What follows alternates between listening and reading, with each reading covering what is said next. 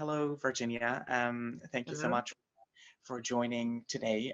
This is actually the Q&A for our very first Cinescapes online screening, considering that we had different plans in the beginning, but we've ended up having to push everything a little bit behind because of the pandemic. We're very thankful that you managed to join us and to talk a little bit about how it all started and share some potentially insights and information there that I'm hoping a lot of the people out there who will see it wouldn't have heard before. So I would like to start with just possibly introducing someone to the project. Let's say someone hasn't seen yet from Scotland with Love, and it's their first time. How did the idea start of the collaboration? Obviously, it was around the Commonwealth Games, and it was commissioned around that time. And how did you approach the project? How did it land with you? And let's start from there. Well, I mean, as you know, 2014 was a really important year in Scotland because we had the Glasgow Commonwealth Games, but also the independence referendum that year. So there was a lot of focus on, culture, Scottish culture, and questions around Scottish identity and so forth. And I know that alongside the Commonwealth Games, there was this idea that not everybody's into sport. So there was funding for cultural projects, which was great because a lot of really brilliant things got funded. And we just saw an opportunity to do an archive and music project that would be a kind of, hopefully, a kind of landmark film to sort of celebrate Scotland in that year. And we were lucky enough to get funding from Creative Scotland. There was a special fund that was created for the cultural festival, and BBC Scotland, of course, put some funding into it as well. And at the same time, the National Library of Scotland was really responding to the idea of, how to get the archive known to the broader public, how to get, because obviously these archives have this amazing material, but, do people really know about it and know what's in the archive? So part of this film, I think, was the archive feeling like, this was a great project that would really showcase the archive that was in the National Library of Scotland Moving Image Archive, which is the sort of full title of it. So it was like this coming together of different circumstances, which meant that we had the opportunity to create this brilliant project. Yeah. That was you actually led me to one of my questions there, which was essentially about utilizing all the content and all the archival footage that there was available, which obviously and not a lot of people dare to work with archival footage because it's so time consuming and it's extremely expensive. You obviously know now firsthand that digitizing archival footage and then making it usable for the purposes of what you needed, I guess, in the film as well. It's such hard work and it takes so much time. So when the collaboration started between all the organizations that you worked with, was there a moment when you felt that if one of them does not agree, then it's really a deal breaker there? Did you have to pull all the strings together at the same time? How did that work? Yeah, well, there's always a moment when you're pulling together all the different parties to a project. I mean, we couldn't have done the project without the wholehearted collaboration of the National Library Moving Image Archive. I mean, they really got behind the project and were incredibly helpful to us in terms of finding material. But I mean, my researcher and I spent 3 months going out to the archive, which now is in Kelvin Grove in the city, but at the time it was, I can't remember where it was, but it was a train ride, a train ride out from the city. So, it was a real commitment that we went there every day, and it was a sort of industrial estate. And I think they were there because there was a good storage facilities for the archive. So, there was a sort of the lunch facility was the local sort of pie van kind of thing. So it was really quite a sort of special trip every day to go there and dedicate that time to really looking through sort of hundreds and hundreds, probably 1,000 films. And sometimes we'd find one shot in a film that I knew I really wanted. So, you know, it's really that kind of complete deep dive into the archive. And of course, I knew before I even started researching, I knew that I didn't want to take a chronological approach. I didn't want to take it because it would become too much like a straight history program. I didn't want to take a geographical approach because it could be a bit like a sort of travel log around Scotland. So right from the start, I made a decision to treat the film thematically and sort of think about what are the big themes of the 20th century in Scotland. And, you know, so always looking for material that would feed into those themes. And that was really helpful because at least we knew the kind of areas we were looking for images. And actually, you know, you're talking about going there for 3 months and digging into, you know, all of the footage that you found. Was there ever a moment you felt, oh, like I might be missing out. The shot that I'm really looking for might be in that next one. Are we going to ever get to it? Or you know, did you have to leave sort of either deliberately or because of time constraints some footage out that you potentially, you know, would have found useful, or you never had such regrets at all? Oh yeah, I mean, you know, like we made that film in 2014, and subsequently I've seen various, you know, films using our Scottish archive, and I've seen some shots that I think, oh, I wish I could have had that in my film. But in a way, you sort of have what you have. You know, at a certain point, you just have to start editing and shaping the film. You can't go on researching forever. So yeah, of course there are regrets, but there was amazing surprises and wonderful treats in that archive. The wonderful surprises, one of which was this material from this Italian surrealist filmmaker, Enrico Cocozza, who not only had he put his surreal films in the archive, but he also put his family archive in. So if you think of shots from the film, like the family on the beach who are opening the bottle of wine and licking the cake and kissing and snogging, they're the Cocozza family. And, you know, without that kind of, given that my title was From Scotland with Love, the Cocozza family supplied quite a lot of the lovely warmth and you know, fun material, as well as like in the sequence at the end where it's the Hogmanay sequence. There's some wonderful shots of like a sailor picking up a woman and swirling her around, and somebody running down an alley, and there's all sorts of slightly kind of very cinematic and interesting shots that I've managed to blend into the sort of more conventional archive, and it really gives the film a real texture. There was also a film called Waverley Steps, which is actually a feature film. So it's not what you'd think of traditionally as archive, but it gave wonderful moments of, you know, some of my kissing moments and just really nice little moments of relationships that maybe you wouldn't find in sort of more, you know, documentary archives. So what I did was to mix all these different sources of family footage, the surreal film, some fiction films, advertisements, all these different kinds of archive. I sort of took material from all of these sources and then used that to weave the whole fabric of the film.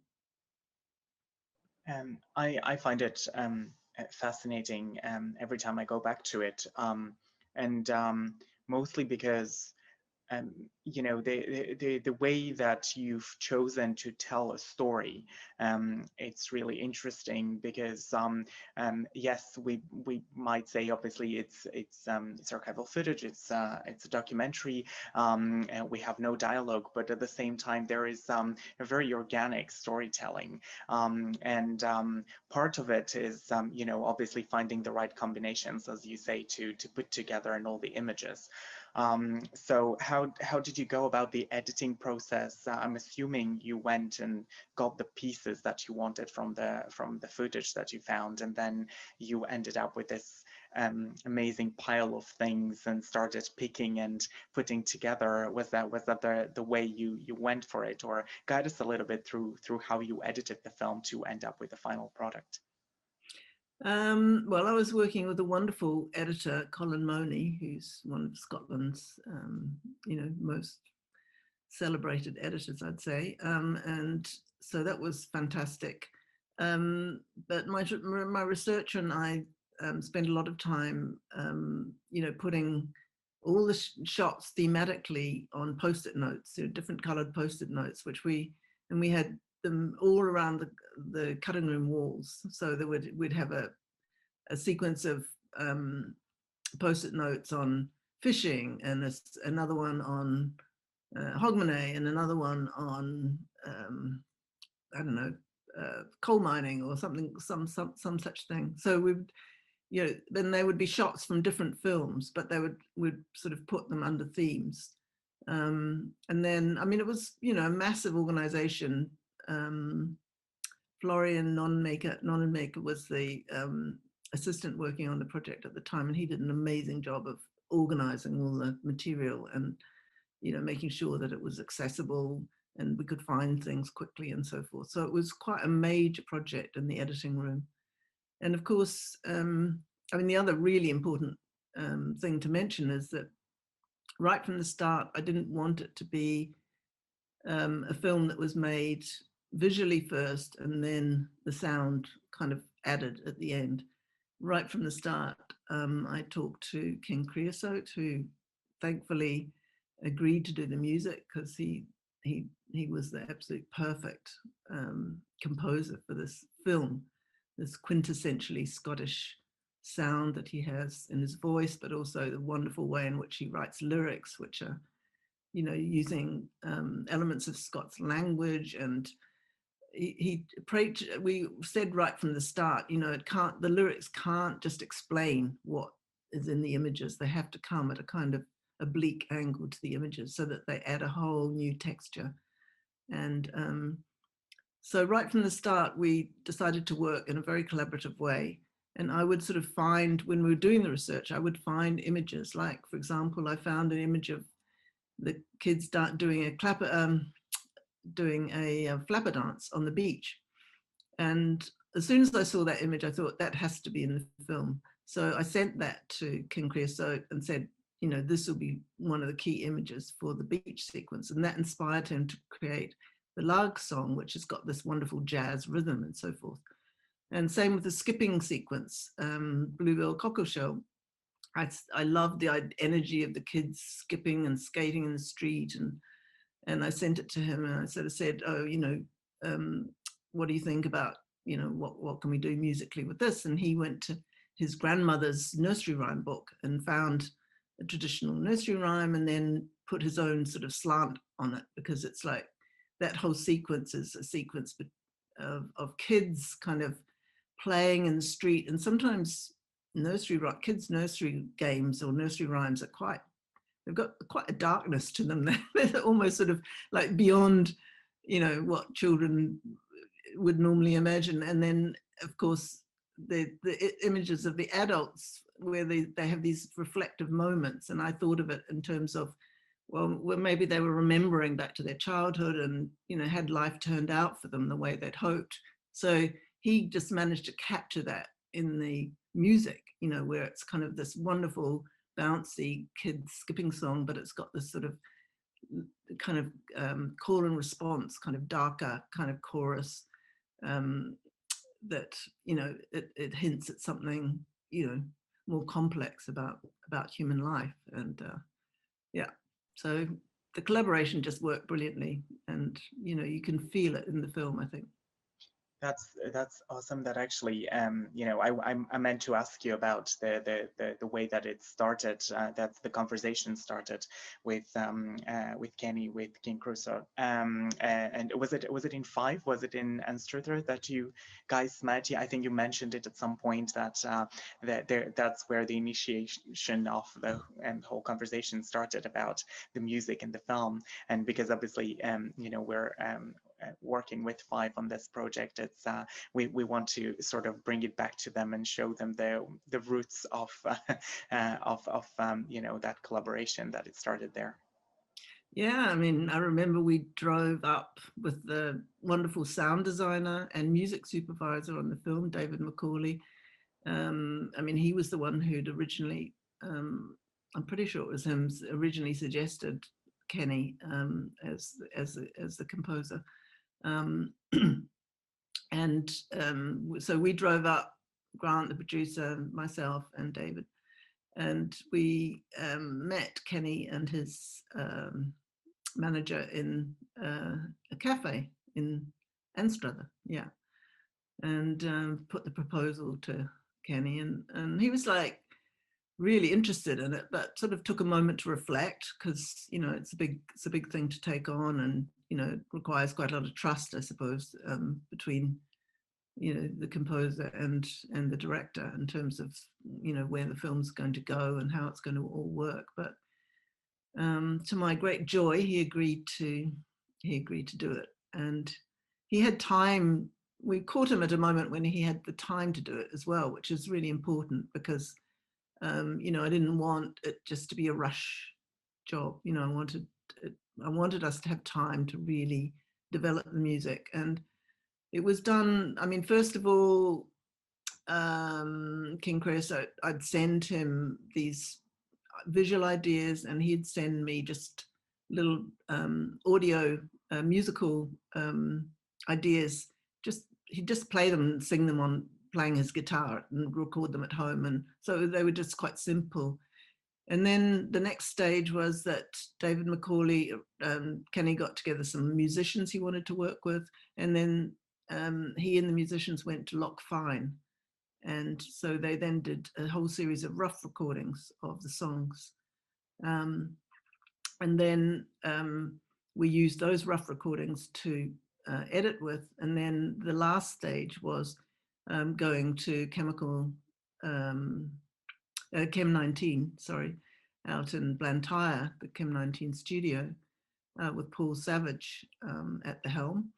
And that's where all the final recordings were done, and a lot of the sort of finesse of the music was worked out and so forth. So it was a really kind of stage by stage process, where the music and the image kept affecting the way the other developed. And I think it was really organic, which is, it was wonderful. It's like, it was one of the best times of my life in that studio. I didn't want to leave. I loved it.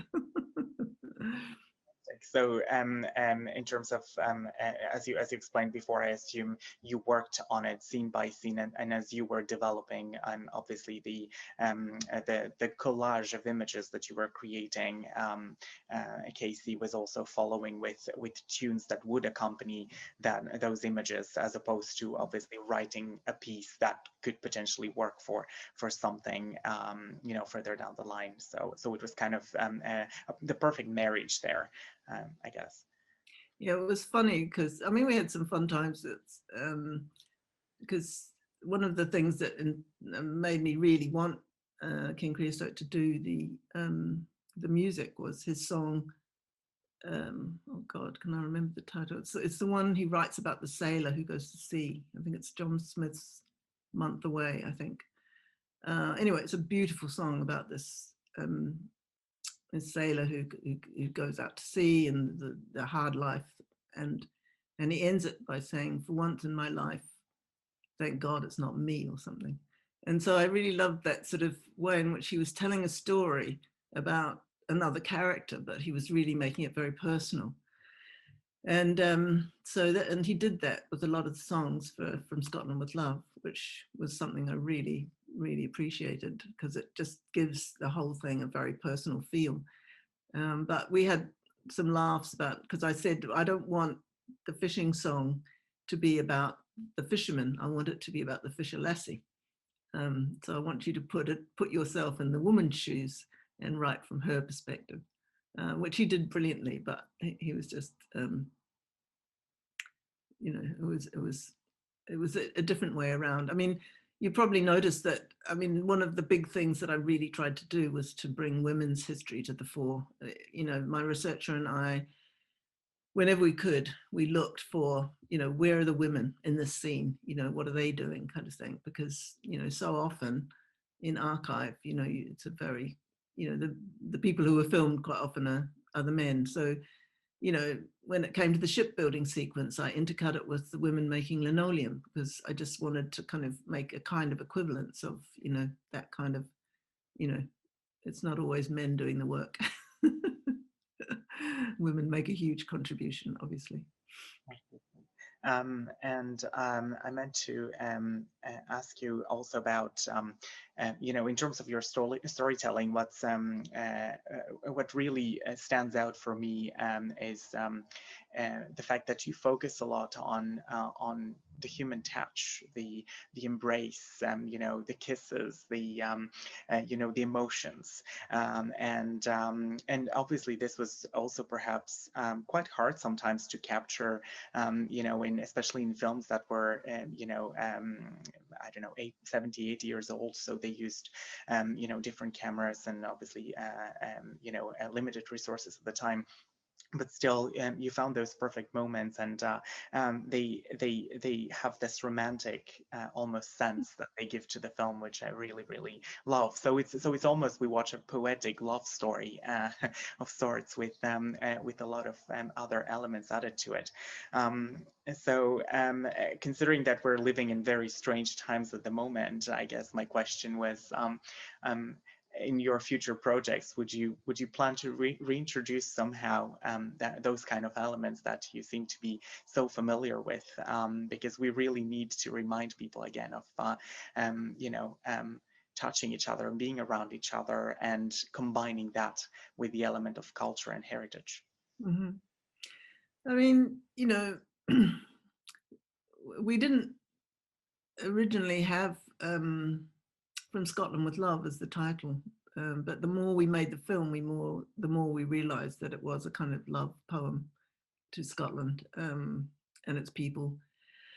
I mean, the thing is that if you're making a film without dialogue, and you know, we really stripped away a lot of narration and, you know, patronizing kind of dialogue that was on over some of those images, and we stripped them away looking for those moments of human contact, touch. We wanted, you know, to, if you know, making this kind of film with, you know, the only sort of narrative element, I suppose, verbal narrative element, is Kenny's lyrics. And Kenny's lyrics are quite poetic, so they're not really giving you facts as such, they're giving you feelings.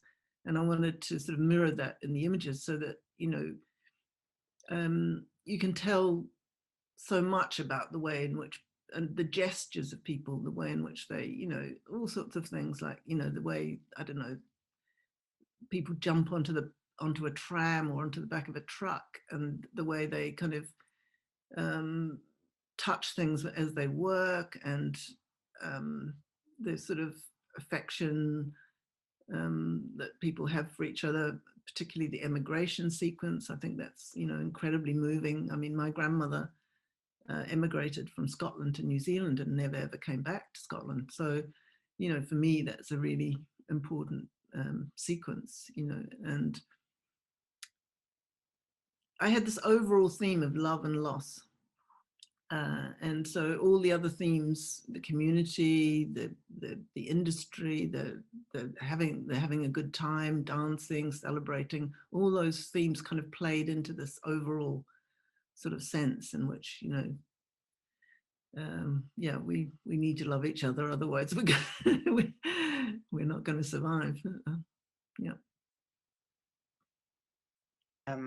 So I guess also as a last question there, I wanted to ask you about your potential future plans with the film, of how you feel you know, it could reinvigorate, if you like, this hunger for exporting Scottish culture, and for you know, making getting other people to see it again, and to get familiar with that, to get familiar with Scottish heritage, and to embrace it. And because in recent years, as you've seen, exporting Scottish culture through film has become extremely important, and getting people to visit Scotland as part of that kind of film tourism initiative, if you like, is part of the modern Scottish culture, and modern cinema in Scotland, and production. Do you have any future plans for the film, or potentially for other projects that you'd like to use as a continuation to that? Well, I mean, From Scotland with Love, you know, it's been to festivals all around the world, and in particular in New Zealand, where I'm from, it was shown. Not the New Zealand Festival is not just in one city; it tours around the whole country. So it was shown in, I don't know, about 6 or 8 different cities, and got a fantastic response, because obviously there's a lot of cultural connections between Scotland and New Zealand. It was also shown quite a number of times in Canada, and it's been shown in the US. I mean, it's quite difficult to think, you know, that's a whole different sort of area. You know, it's not something I particularly get involved with. But I also think it's really interesting that, I mean, it's been adopted hugely in terms of education here in Scotland. There's a site called the National Library Moving Image Archive have done a lot of collaborations with different educational projects. That means that the film's being used by in schools with kids, and I've got amazing response to that. And also the Glasgow Film Festival last year did some dementia-friendly screenings of the film, you know, because the lack of dialogue and the use of music is a kind of a way in which people who are not particularly perhaps you know, using language in the way they used to, can still react emotionally to the film. So it's been quite amazing to think of. It was also shown in Vietnam as part of a British Council project, which has now inspired a whole lot of new projects around archive in Vietnam. So, you know, it sort of gets out there and is having a real influence, I think. But I mean, the film that I'm working on at the moment is not an archive film, but it's certainly got love and sensuality at its heart. So, yeah. Awesome. Well, I think we'll have to wrap it up. But thank you so much, Virginia, for joining us. And we will obviously, that's why we also want to show the film to continue its journey. And we're really glad that we'll be able to do that with on Fife, and as part of their spring festival. So thank you so much. Yeah, and again, good luck with everything else you're working on at the moment. Thank you very much, and I really hope that people in Fife enjoy it, because it definitely musically had its origins in Fife, that's for sure. And we had a wonderful screening in the Anstruther, newly refurbed, I think, Anstruther Town Hall, where we showed the film, and to an absolutely packed town hall there, and to a fantastic response. So yeah, it was really nice to take it back to, you know, certainly its musical origins. So it was great. Fantastic. Thanks so much. Have a good night. Okay, thank you.